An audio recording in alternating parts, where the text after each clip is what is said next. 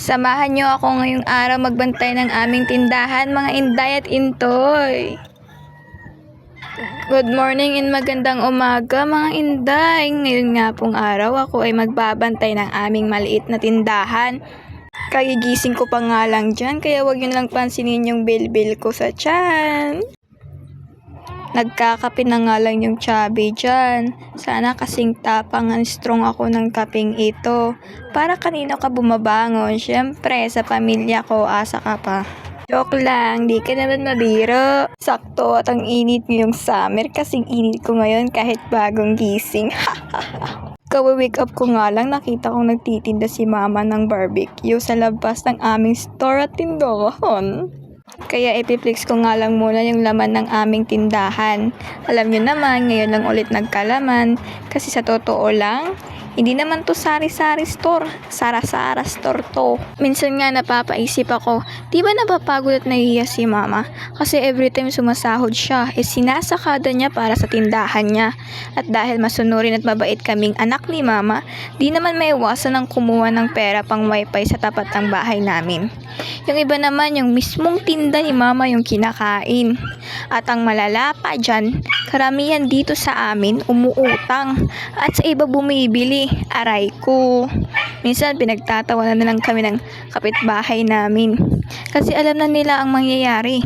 Pagkatapos daw ng 3 araw ang tindahan namin ay magla-lockdown. Aray ko. Di ko naman sila masisisi, totoo rin naman sinasabi nila. Uy, ano to? Vlog pa kaya to? Paninira. Isa rin na factor kung bakit nagla-lockdown yung store namin after 3 days na pag-grocery ay yung utang ni mama sa Bombay. Sa tindahan kasi si mama umaasa sa pang-araw-araw na bayarin para sa Bombay. Kaya minsan kapag naka-lockdown na yung tindahan namin, parang ayaw ko nang magtinda kami ulit kasi nahihiya ko. Pero si mama porsigidong porsigido at walang hiya. Walang hiya? Uy, joke lang, baka marinig ito ni mama. Sa tingin ko, kung si mama hindi sumusuko sa paulit-ulit na pagkabagsak, sino ba ako para sumuko? Bilang marites na chismosa, titingnan ko kung ano ang binibinta ni mama. At ito nga, meron siyang hotdog na maliit at malaki. Uy, small and big size. Hoy kayo favorite nyo yan mga inday. Joke lang, dirty-minded yarn. Joke lang, eme karon chawot. At samahan pa nga ng taba, ay taba. Sakit naman to, aray ko. Kambal ko ba tong taba to? Taba sa tiyan. Hay! Bilbil yarn. Diba masisisi si mama kung akanyang pinamana sa akin ay bilbil. Hoy! Tsaka meron ditong manok na masaya. Uy, Chicken Joy. Sana Chicken Joy ka na lang. Kaso hindi pala Chicken Joy, Chicken Choice. Good yarn te. Nako inday. Iwan ko talaga sa inyo. Alam ko anong pinagsasabi ko dito. Basta kung ano na lang yung naiintindihan nyo, yun na lang. Huwag nang pahirapan yung sarili nyo kakaisip kung ano yung pinagsasabi ko dito. Basta kung ano yung nasa isip nyo, yun na yun. Grabe naman yung init ng summer. Sayang yung pagpapaputi ko. Uy! Pagpapaputi? Ano to? Dato puti? Mali. Di na pumuti. Pagpasensyahan nyo na yung lapad ng aking likod para kasi yung cabinet. Ting ning ning ning. Joke. Purya usog na lang talaga sa tiyan. Lalim kasi ng puso. Dito nga ay nangangamoy na yung power kilikili ko. Kaya liligo na ako. Liligo na ako. Kaya si Margie lang muna yung pinabantay ko. Pinabantay ko nga muna yung susutin ko mamaya. And get ready with me pagkatapos kong lumigo mamaya. Get ready with me. Natote, pabunggahan. Na mga adam may pupuntahan. Ay, nireveal ko na rin yung ginagamit kong deodorant. Is Hanes, diba? Oy, kayo, magpaka-hanes kayo.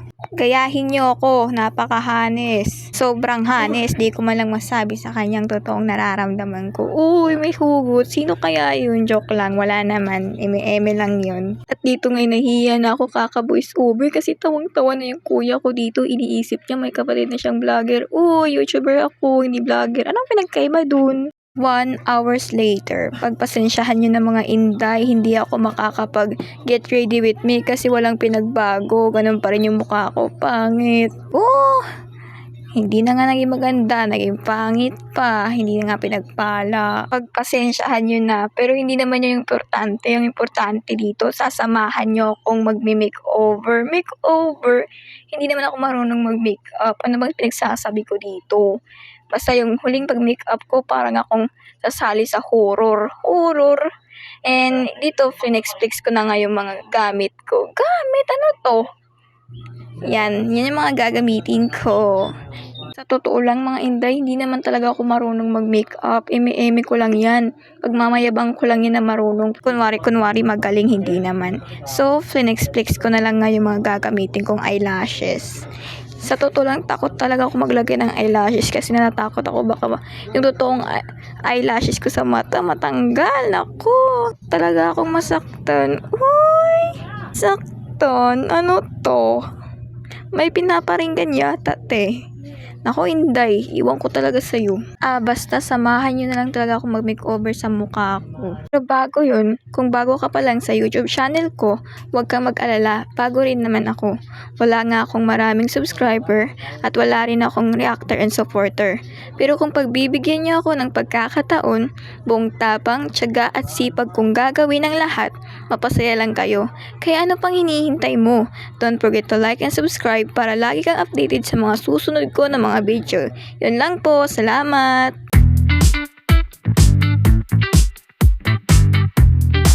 At dito nga may naisip akong kalokohan. Ewan ko ba, pumasok na lang to sa isip ko.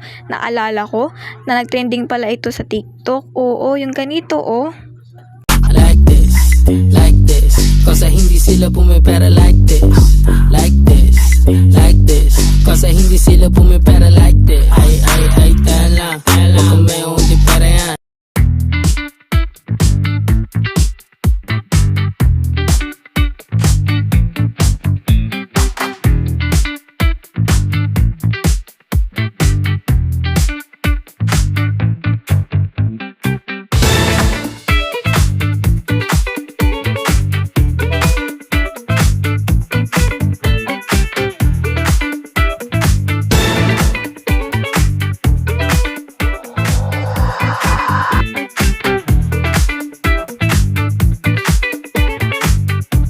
Dito na nga nagtatapos ang aking munting vlog.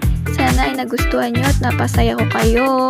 Maraming salamat at sinamahan nyo ako na matapos ang video na to. Thank you, salamat, and mabuhay. Mag-ingat po kayo mga kapamilya. Uy, kapamilya, ano to te? Ibisibiin ka? Sana nga, walang ganun.